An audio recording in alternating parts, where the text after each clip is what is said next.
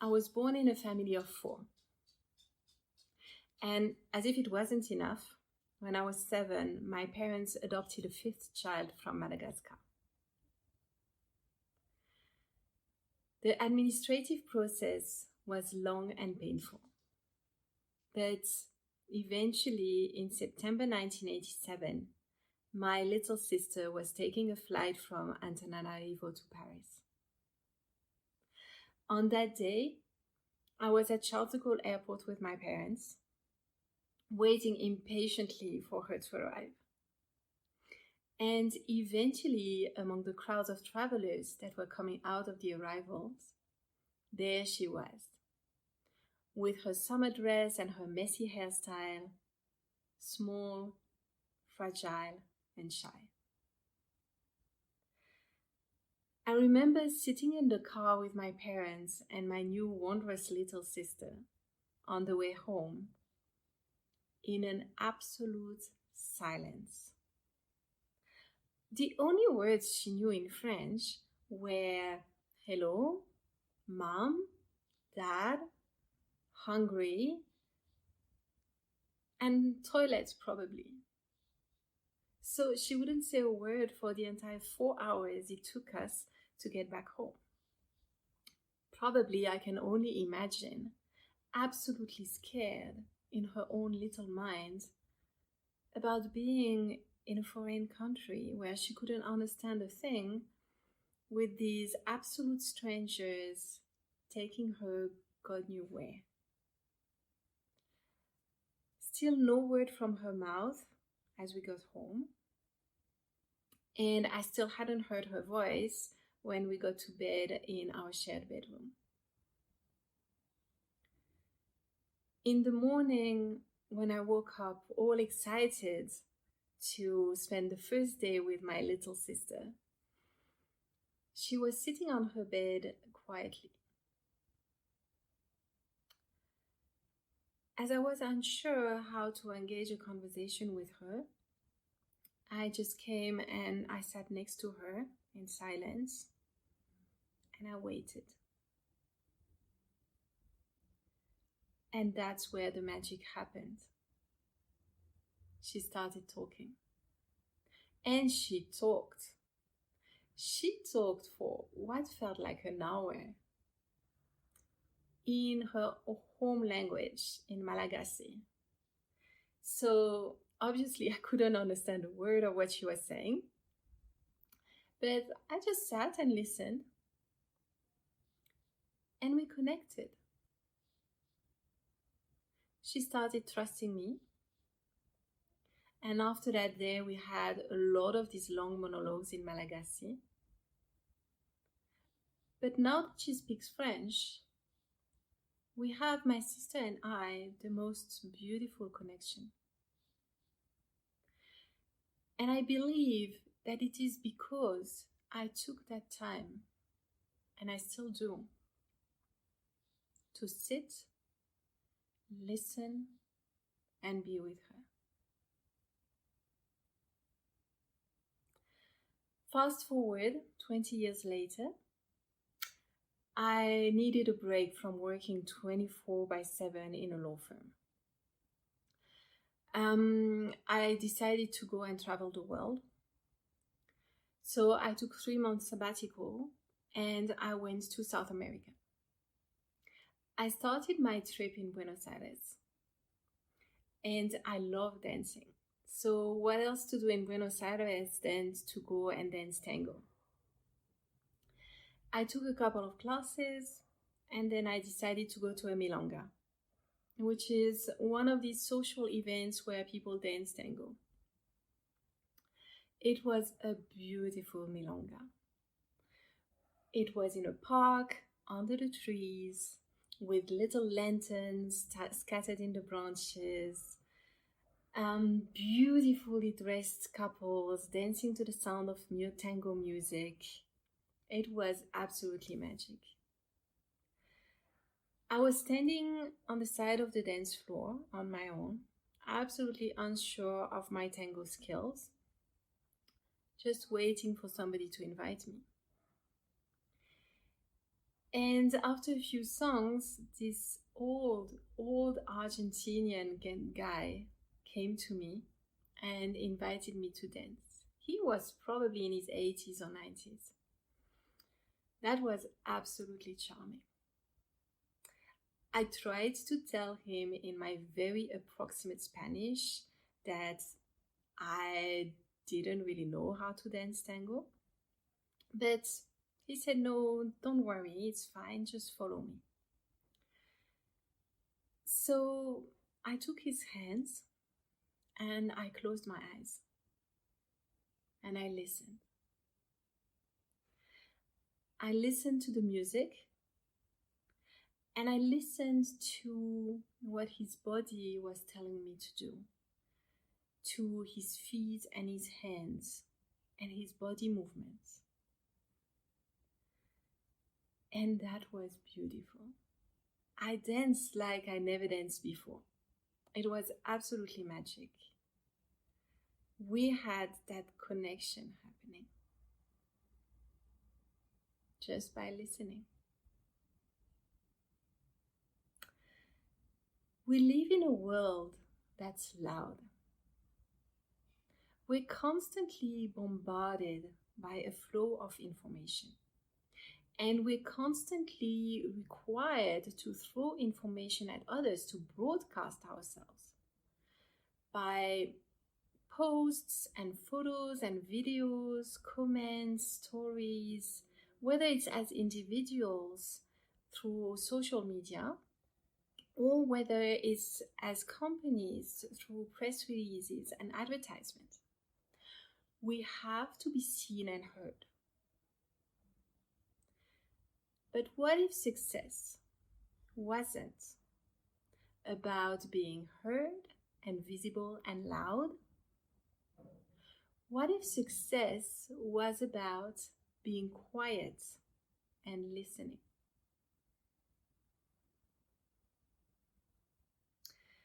I had a striking example of that when I was negotiating a contract in Japan with a few of my American colleagues. At some point in the discussions, as we were negotiating a sticky clause, the Japanese team went very quiet, and it lasted for a little while. And I could see one of my colleagues starting to feel very uncomfortable about the silence. He started to shift on his seat, and then eventually couldn't take it anymore, and he started talking. He offered them to change the clause in their favor.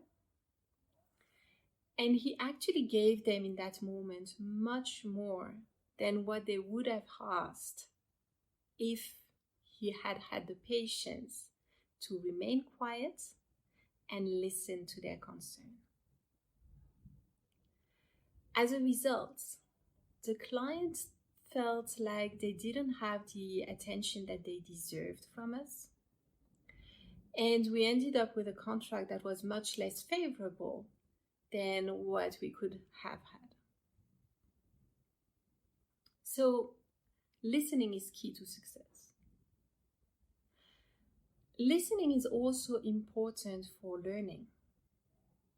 Scientists have consistently said that language and our ability to learn from each other is a major cause in the evolution of humankind. Because we don't have to learn from scratch anymore with each generation. We can listen to the previous generation's trials and errors, learn from them, and take it from there. And I also believe that listening is key to creating connections between people, like with my sister or with that old Argentinian tango dancer. Nancy Klein, in her book Time to Think, describes in these words the listening, the quality of listening that she was getting from her mother, who introduced her into the art of listening. My mother's listening was not ordinary. Her attention was so immensely dignifying, her expression so seamlessly encouraging, that you found yourself thinking clearly in her presence, suddenly understanding what before had been confusing, finding a brand new, surprising idea.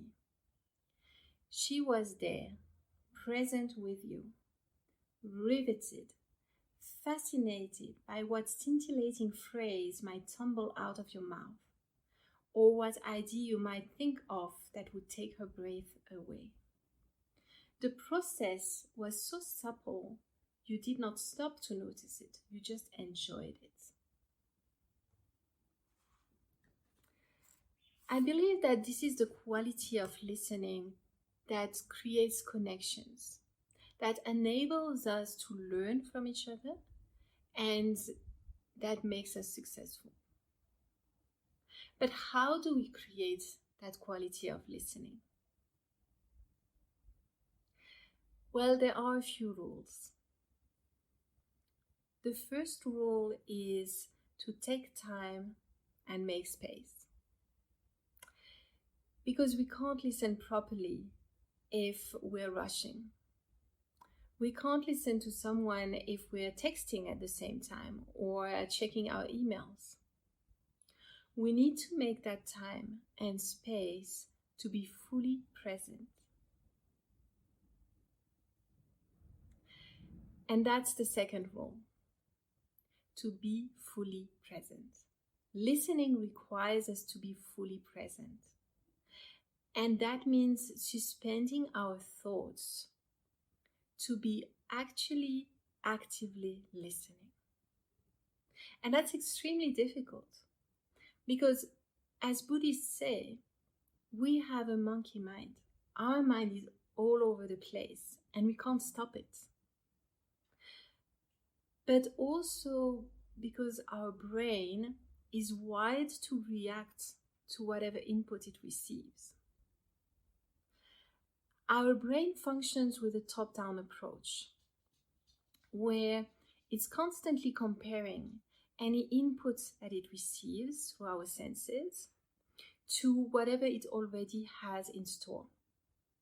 So that we keep comparing, judging any inputs, filling the blanks, interpreting it to make it fit into the picture that we already have. Our brain is trying to keep a constant image of the world that surrounds us, so that any input it receives, it's trying to adjust it and interpret it in a way that it fits into that picture. That's what's happening with optical illusions, for example. We're feeding our brain an image, and it's trying to make sense of it based on what it already knows. And we can clearly see how sometimes it doesn't work, and it leads to misinterpretation of the visual input. And that's exactly the same with listening. So to actually listen and be able to learn from it and to really connect with someone, we need to let go of that auto function of the brain. We need to let go of that protection mechanism and to open up to new possibilities. The third rule is suspend our judgment. And it doesn't mean accepting what the other person is saying as the ultimate truth without questioning it. It means accepting it as that person's reality. And it's only by doing so that we can really see the world through that person's eyes and truly connect with them. And the last rule, but not the least important, is no interruption. we're so keen to share our bright thinking, to provide our inputs, that we constantly interrupt. But if we let the other person finish their sentence and stay quiet, and maybe if we let them even start a new sentence, that's where the magic happens. That's where you create real connections. And according to Nancy Klein, that's where the creative, innovative, and brightest thinking happens. So 4 rules in listening. Take time, make space. Be fully present. No judgment. And no interruption. And I truly believe that with that quality of listening, we can create better connections with others. We can learn from each other and be more successful, come up with smarter ideas, smarter solutions. But you can't have 2 ends meeting if you don't know where these 2 ends are. You need 2 pieces of the puzzle to make them fit together. You need to be aware not only of the other person, but of yourself if you want to connect with them. Because you need to be in the picture to create a connection. So I believe that that gift of listening that we can give to others around us, we can also give it to ourselves. There's so much frustration and stress that's created from not listening to ourselves, from not being connected to ourselves. If we're not connected to ourselves, if we don't know ourselves, we run the risk of leading meaningless lives, of not realizing our full potential, taking the wrong decisions, making the wrong actions, and be stressed and frustrated and eventually be unhappy. But also, if we don't realize our true self, the people who are closest to us also miss out on actually knowing us. And we can't make true connections happen with those that really matter to us. So I believe that we should take time and make space to truly listen to ourselves using the same 4 rules. Take that time and space.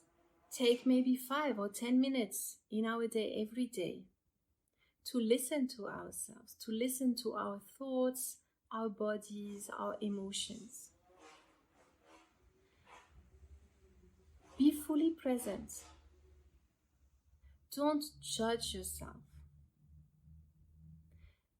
And no interruption. That time is sacred. And I truly believe that if we were all to do that, to take that time, to listen to ourselves, to connect to ourselves, this would reduce tremendously the amount of stress and anxiety that we have in our lives. That we would make better decisions. We would be more true to ourselves. We would have more intention and direction in our lives. That we would be more fulfilled. That we would be better able to make meaningful connections with others. And that ultimately we would be happier and more successful. So I leave you with that thought and that invitation. Listen to yourself. Listen to others. Connect.